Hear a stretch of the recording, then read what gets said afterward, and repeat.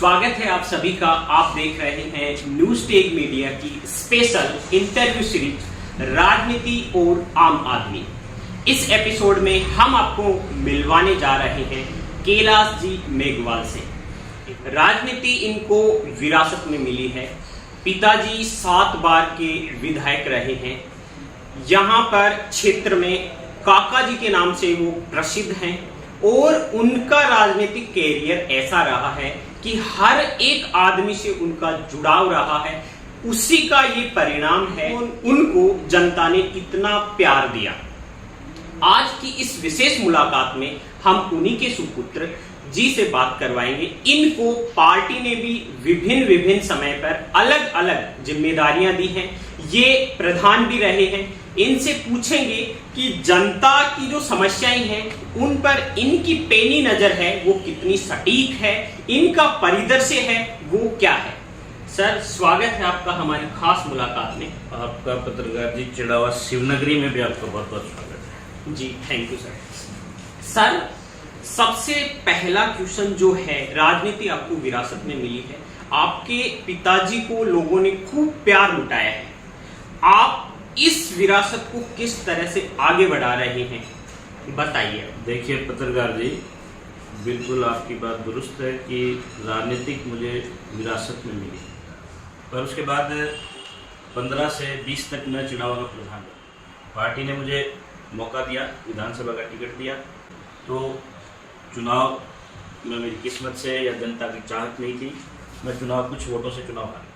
पिछले 2 योजना दशरथ जी के टाइम में पार्टी का जिला उपाध्यक्ष। उसके साथ साथ गांव में और पूरे पिलानी विधानसभा को नज़दीकी से देखा, जांचा और सब कुछ देख के समझ के प्रत्येक व्यक्ति तक पहुंचने की कोशिश की, प्रत्येक समस्या तक पहुंचने की कोशिश की। और इतना सब करने के बाद आज मुझे लगता है कि मैं पूरे पिलानी विधानसभा को पूरी अच्छी तरह से जान चुका हूँ। और विरासत में चीज मिली, पर मेरा कर्म में मैंने कोई कमी नहीं छोड़ी। पिछली जो चुनाव की हार थी, लोग मुझे 50 से हरा रहा था, कोई 60 से हरा रहा था, पर एक नजदीकी चुनाव की हार हुई। राजनीति में हार और जीत जनता के रुझान, प्यार, प्रेम और उनके विश्वास पर निर्भर करती है। आप जनता की समस्याओं को कितना समझ पाए हैं कि जनता की ये प्राथमिक समस्याएं हैं जिनको आप सुलझाना चाहेंगे इस वक्त? देखिए, जनता की समस्याओं की अगर आप बात करते हैं तो जिस समय मैं प्रधान रहा, पहली बार चिड़ावा पंचायत समिति सम्मानित हुई। माननीय प्रधानमंत्री नरेंद्र मोदी जी ने चिड़ावा पंचायत समिति का सम्मान किया। उसके बाद 2 बार जिले में सम्मान किया। तो काम करने की पूरी रुचि है और काम खूब हद तक मैंने किया भी है। आज पिलानी विधानसभा की स्थिति यह है कि आप कहीं भी जाएंगे तो हर तरफ टूटी हुई सड़कें हैं, बिजली की समस्या है, सबसे ज़्यादा समस्या पानी की समस्या है। और उसके साथ साथ गांव में आवारा पशुओं की बहुत ज़्यादा समस्या है। उसके लिए आपस में गांव से मेल जोल करके लगभग 3-4 गांव में तो गौशाला है, जिसमें हमेशा प्रोग्राम भी करवाते हैं और जो भी सहयोग होता है वो सहयोग करने की कोशिश करते हैं। पर इन सब से भी ये समस्या दूर नहीं होगी। इसके लिए भी कोई सरकार से, राज्य से कोई मोटी मांग की जाए, तब जाके ये समस्या दूर होगी। यहाँ के जो युवा साथी हैं वो बेरोजगारी इस हद तक बढ़ चुकी है कि लोग, छोटे छोटे बच्चे गलत रास्ते पर चल चुके हैं। उसका परिणाम आगे भी खराब है और आज भी खराब है। पिलानी विधानसभा में आप देखेंगे तो रोज कोई ना कोई मुकदमा, चोरी। अभी 10 दिन पहले ही हमारे एक शोकरा गांव की बच्ची को अपहरण करके ले गए। तो इतनी बड़ी बड़ी वारदातें यहाँ हो रही हैं। सब देखने की बात यह है कि यहाँ प्रशासन और यहाँ के जो लोकल एमएलए वो चुपचाप बैठे हैं, सिर्फ मुख्य दर्शक बन के बैठे। न तो कोई कार्रवाई होती है, न उन पे कोई एक्शन लिया। जो क्षेत्रीय समस्याओं की आपने बात की, पानी एक मूलभूत समस्या है, सड़क एक मूलभूत समस्या है, तो क्या क्षेत्रीय विधायक हैं उन्होंने इस पे चुप्पी साध रखी है? इसका रिजल्ट जनता उनको इस बार देगी? देखिए, मेरे ख्याल से तो जरूर देगी, क्योंकि जैसा आप लोकल में घूमे भी होंगे और आपका सर्वे भी है और आप मेहनत भी करते हैं, तो आपको मुझसे ज़्यादा पता चलता है कि उनका इस बार इस चुनाव में क्या रुझान रहेगा। तो निश्चित तौर पे इस बार जनता ने मूड बना लिया है। और जो यहाँ के लोकल एमएलए हैं वो निश्चित तौर पे हार का मुद्दे।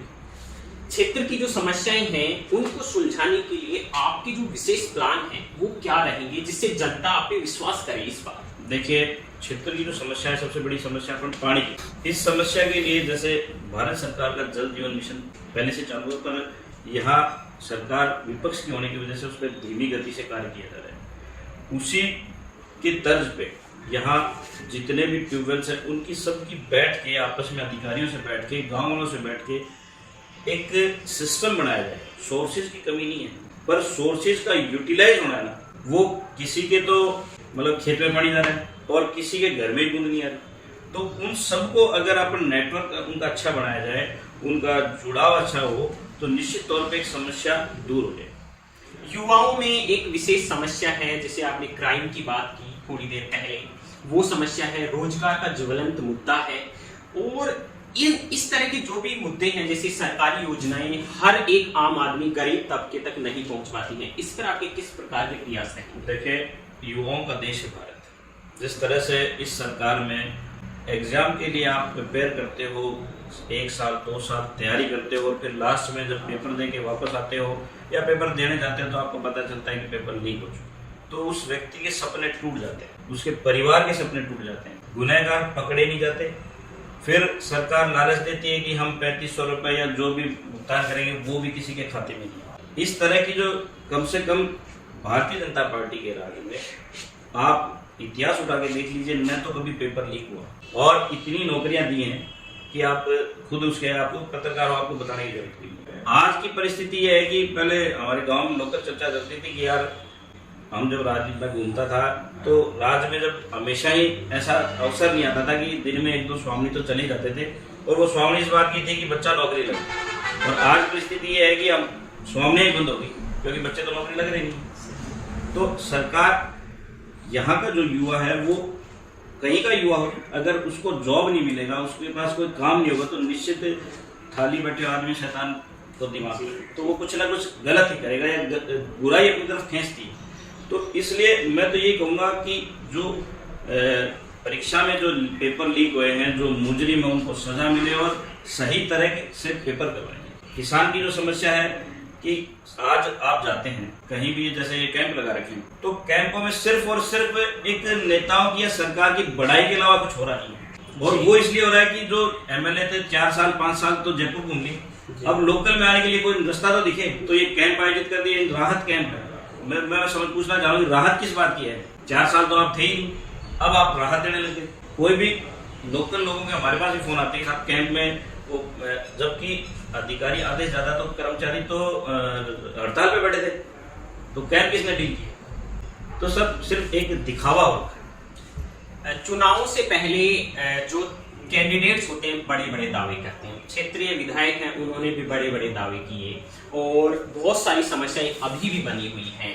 तो आप उन समस्याओं को सुलझा पाएंगे, या कहाँ जो क्षेत्रीय विधायक हैं वो वीक हैं, या उन्होंने कुछ काम किया ही नहीं जो जनता को पसंद आया? ऐसी कुछ विशेष समस्याएं जो जनता की हैं आपकी नजर में? देखिए, क्षेत्रीय विधायक ने सिर्फ जो भारतीय जनता पार्टी की जो घोषणाएं थी, जिन पे काम करना था, आज जैसे उन्होंने हमारी पिलानी पंचायत समिति की बात, पिलानी पंचायत समिति का आज तक भवन नहीं बना। अभी कुछ रोज पहले उन्होंने उसकी नींव रखी, जो नींव रखती पिलानी से 2 किलोमीटर दूर, और वहां रखी है जहां पिलानी पंचायत समिति के सिर्फ 2-3 पंचायतें। एक व्यक्तिगत स्वार्थ, अपने व्यक्तिगत हित के लिए सरकारी लाजमे का फायदा उठाएगा।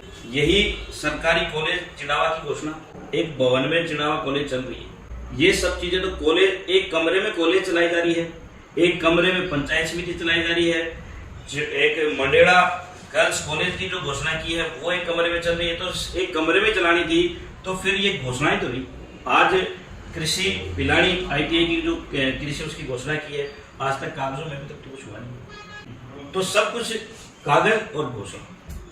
पिलानी शिक्षा के क्षेत्र में बड़ा नाम रहा है, आपका परिदृश्य है वो क्या है, और आप किस तरह के बदलाव लाना चाहेंगे?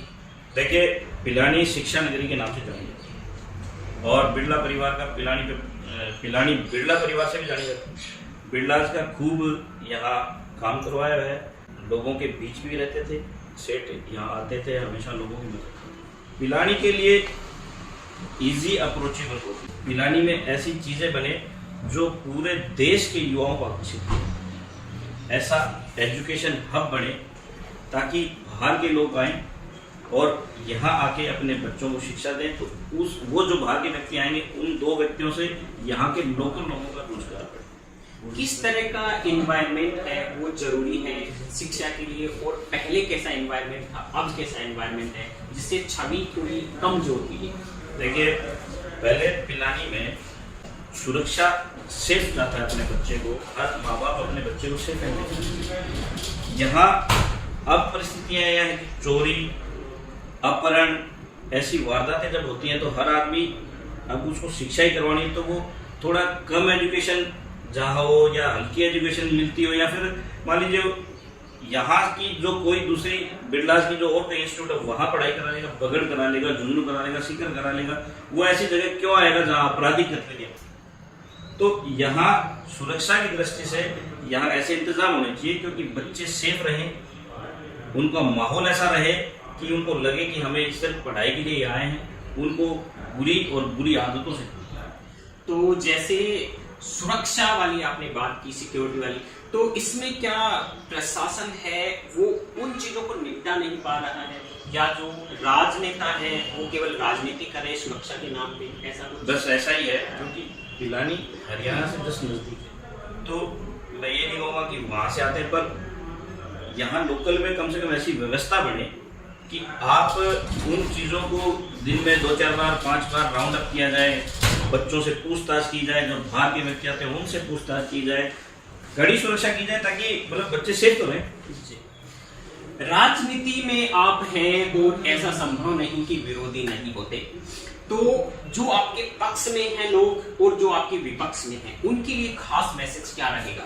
देखिए, राजनीति लोकतंत्र है, आज़ाद है सर, और ज़्यादा कुछ नहीं। मैं तो एक कुमार सत्यम आजकल बहुत उनका फेवरेट गाना था, उसका एक अच्छे बोल हैं, उसकी 2 लाइनें स्वागत है आपका। तो जो खानदानी रईस हैं वो नर्म रखते हैं मीज़ान। तुम्हारा लहजा बता रहा है तुम्हारी दौलत नई नहीं। तो जो ये अभी घूम रहे हैं तो नई नई दौलत है, तो वो बता रहे हैं हम नरमी से बैठे हैं, ठीक है, सब आज़ादी है, आज़ाद भारत है, आपको अधिकार है टिकट मांगने का, आपको अधिकार है चुनाव करने का, सब अपना अपना पक्ष सकते हैं। बस मैं एक ही बात कहूँगा, राजनीति जो मैंने मेरे पिताश्री से सीखी उसका एक ही कि जिस व्यक्ति से आप जुड़े हुए, आप उससे, परिवार से, उसके रिश्तों से, उसको दोस्ती से ऐसे जुड़े कि जीवन भर वो रिश्ता चलता रहे। हर चीज़ में नफ़ा या नुकसान ढूंढने की जरूरत नहीं। राजनीति को अब एक पेशा बना दिया, पहले ये एक कर्म धर्म था, समाज सेवा। तो अगर उस समाज सेवा और उसी हिसाब से अगर राजनीति की होगी तो निश्चित तौर पे इस पर नई नई चीज़ें निकल के आएंगी। और मैं मेरे सभी साथियों से यही कहूँगा कि जिस तरह से पहले जचे हुए थे वैसे जचे नहीं, निश्चित तौर पे एक अच्छी जीत होना चाहिए। पार्टी के चर्चित चेहरे आप हैं, संगठन में भी आपको कई पदों पर जगह मिली, क्या पार्टी आप पे इस बार पूरा विश्वास कर ले? देखिए, ये तो पार्टी का नजरिया है, पर मैं मेरी तरफ से यही उम्मीद करूँगा कि पार्टी मुझे दोबारा मौका दे, और निश्चित तौर पे इस बार माहौल भी ऐसा है कि पार्टी की झोली में एक पिलानी विधानसभा की सीट निश्चित तौर पर जाएगी।